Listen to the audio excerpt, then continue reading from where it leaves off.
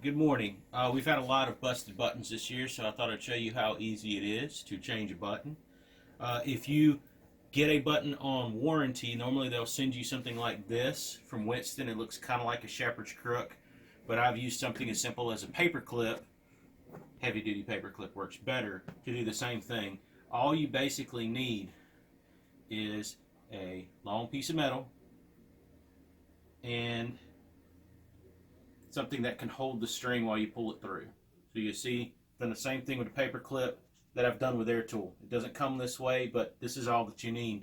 You basically want to use the existing hole that you have, and you'll push your tool all the way through the batting.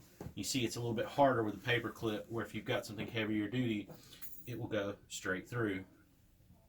So you just want to get it from one hole through the other existing hole, and there should be a path through the batting, but there we go.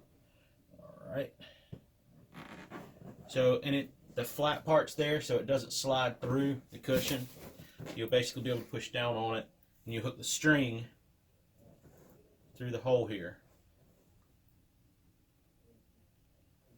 And I normally try to put the knot halfway through, so the knot's inside the cushion.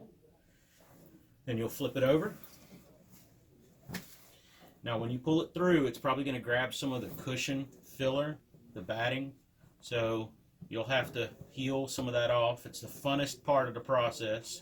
So normally, and you want to make sure also you don't grab any more of the fabric. So what I'll do is, I'll pull my batting out, I'll kind of lay it sideways, and you can see where the string separates from the batting. So I'll try to get all the string off the batting, and then you kind of fluff the cushion up and down. While still holding the string. While still holding the string, and it'll get the batting back inside. And then all you do is hook the button. You want to get a close up of that, Chris? So it just has a little clasp on the button where you can pop it through, pull your tool out, and then normally I'll spin the button around. That way the cord winds around itself, and it's a little bit stronger than just the string cord as it is. Very quick and easy. And again, if you have something that's a little heavier duty, it's going to be easier, but in a pinch you can use a paper clip if you have to.